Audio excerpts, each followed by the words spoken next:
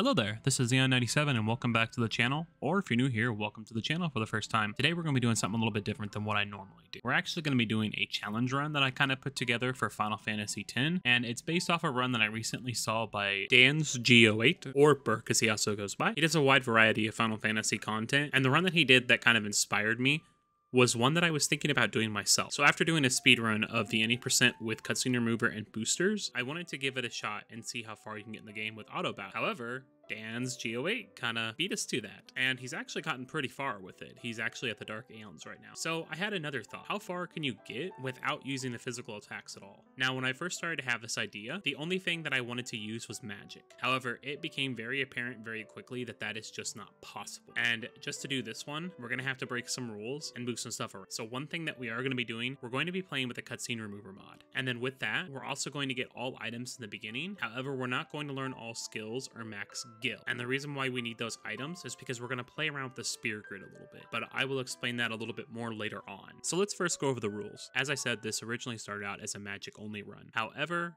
that run, well, yeah, it's really just not possible. You could do it, but the issue is that you have to manipulate the spear grid heavily. And I'll leave in a little bit of that for you to see. But what this is going to come down to, and I think that this is a good middle point for it, is that we're not going to be using any physical attacks. And that includes using skills. So we won't be able to use quick hit, we won't be able to use mug, anything like that. However, we will be able to use items, Riku's use ability, steal ability, and we can use black magic. And of course, Aeons. Now, just to make this a little bit more fair, I didn't want to just throw around Aeons and use them willy-nilly. There are a few points where they're extremely helpful, but we want to try to reserve it. The primary focus of this is going to be using magic and then when needed, items. There will be a few exceptions to this rule. There are some battles that are only possible when using attacks, and then because ability spears are extremely rare and we need them for the start of this run, we will have to use distill ability to get ability spears, which requires us to use a physical attack. The other exception to this rule is going to be the monster arena. I do not know how to hack in or mod in and add every single thing in the monster arena, or else I would skip that. But for capturing, only skills and only physical attacks will capture them. So we can deal 9,999 or 99,000 damage with magic, but it still won't capture them because it's not a physical attack. Those are going to be the only real exceptions that we have. We don't want to use every single cheap out for it, and there's only going to be a few times when we want to try to farm, and essentially it's going to be for items. We basically don't want to be overpowered. We want a challenge without being absolutely excessive, which you'll see in a later part. Some of these bosses have really high magic defense, and they resist all elemental damage. And because it's too early in the game to have Holy, or too early in the game to have Ultima, well, it takes a very long time. Yeah, I'm looking at you thing on the screen right now, but that's to come a little bit later on. So we're going to go ahead and we're going to jump to where we're going to start the grid at. So my idea was to put Titus and Riku both inside of LuLu's grid, and then use the ability spears that I've got with the 99 items, as you can see, to give them the 4 starting magic abilities. You can see that I'm doing this with Titus, going ahead and moving him. The issue with this, though, is Titus is not built to be a magic attack. Riku, not so much either. So I'm going to go ahead and go to the very first battle and let you see just how bad this can go.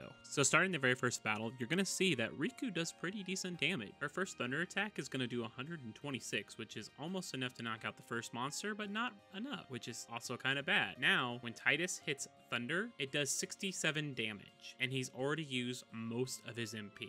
This one battle showed me that this is going to be a very uphill grind fest. It would take more than 12 hours probably to get to a portion where Titus would actually be decent to start with. So what I'm going to do is I'm going to go ahead and cut through this footage, and we're going to cut out a large majority of it, and then I'm going to explain what we're going to actually do to make this a level challenge. With the items really quick, we cannot sell them until we get to the first shop. So we're going to have all the extra items. I'm sorry, there's nothing that we can do about it, but we are only going to keep items that we're going to need. All of the rest of them will not be used. As you can see with the spear grid above, we went ahead and we made 3 MP nodes that were plus 40 each. The reason why we did this was so we had a little bit of extra MP to go with the challenge and start, because we will be using exclusively magic. And then right here is just selling our items. We can't actually just throw them away, sadly, in this game, so our gil is going to be a little bit off. As I said, I'm not a modder or a programmer, I don't know how to set only certain items in of a certain amount. But essentially we kept virtually nothing, and the only items that we kept were ones that we were going to need, like master spears, attribute spears, friend spears, anything like that. And the only reason that we kept those was just to move people around starting magic abilities and to put them on LuLu's grid or to put them on Yuna's grid. And then once we got everyone accustomed and started with, we ended up trashing everything else. There's no reason to keep them, and they won't affect the playthrough in any other way. The only thing that's going to be a little bit off is the gil, and by a little bit off, I mean a lot. But to be honest, the gil will not be much of an advantage. And now you're going to see exactly why we had to do a little bit of the fudging with the spear grid. This is the very first Kimahri battle. Yeah, it's not possible.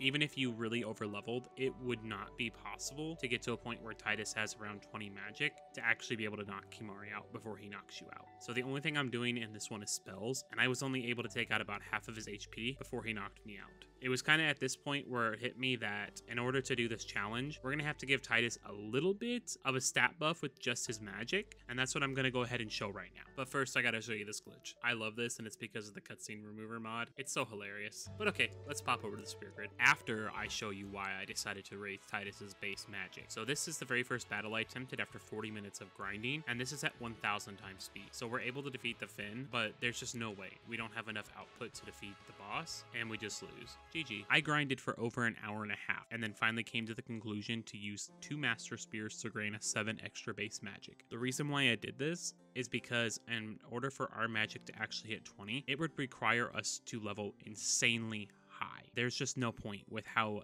low everyone's magic is for the most part, other than Yuna and LuLu. And moving forward, every single character will get the 3 MP spears for 120, and then every single character except for Yuna and LuLu will get the 7 extra base magic, and that's to help balance it and not turn it into an absolute grind fest. But with a little more than 2.5 hours into the challenge, let's go ahead and jump back onto the Finn so you can see how it went. Going back into this for the second time, I was a little bit worried, but I was also feeling a little bit more confident. And then right away, as soon as Tidus uses his first Thunder on Sin's Finn, it hits for over 220 damage. And Yuna is also able to hit over 200. Now, Kimahri does not have any black magic because we didn't have a chance to get him any, so he's just going to use Lancet against the spines, and that's basically just to help us not take so much damage. And while Yuna and Kimahri's HP isn't very important at the end of the battle, Tidus's is absolutely vital because we do not have the ability to heal going into phase 2. When I was starting out with this, I was still a little bit up in the air about how I wanted to handle battles themselves, because later on we can add items to armor such as like auto phoenix and auto healing. But at the beginning of the game, I was trying to decide how I wanted to handle everything. I was trying to stick more to only using magic, or if you're Kimahri, Lancet. But hey, sometimes you just gotta make those exceptions. There really isn't much that we can do about it. But this battle definitely went a lot better than it did the first time. We nearly have Sin's Finn knocked out. And then when we get close to the final hit, I decide that I want to do something a little bit different. I want to make sure that I get the extra items. So what I'm going to go ahead and do is do a summon of Valefor, and I'm going to use Valefor's Overdrive. Now, this would not have been any different than actually knocking out the Finn itself, because the Finn was nearly defeated. The only thing that this did was ensure that we got the overkill on Sin's Finn for the extra item and the extra AP. And, you know, Aeons aren't banned from the challenge. And while you're viewing Valefor's amazing overdrive, I really love Energy Ray. I did sneak in a heal for Tidus with Yuna, and the reason why I did that was so that Tidus would have full HP going into phase 2. But it's time to obliterate the Sin Finn with Energy Blast. I kind of had a little bit of a moment, and I couldn't remember which which overdrive was Energy Blast and Energy Ray, but I ended up using the right one, thankfully. Thankfully, yeah. And now we start phase 2. Going into phase 2, this is the part that scared me. When I saw that Tidus was able to hit nearly 250 damage though, I felt really confident yet again. And then Waka adding in the extra 200, bringing us to almost 500 per phase, and then how much HP damage that we took from the Sin spawn and the little enemy mobs, it hit me that this would be just fine. So going throughout the battle, only thing we're going to do is just continue to use our regular magic against it, and then just hope that we're able to dodge drain touches, and if we can, occasionally dodge the mobs. But it ends up all working out in the end, and we're able to secure the victory. And it's an absolutely glorious victory. I love how after you knock out the Sin spawn, it just bursts into flames, and then after everything plays out behind it, you just see these two little adorable dolphins. I mean, it is just absolutely hilarious, and even more so cute as heck to see them behind.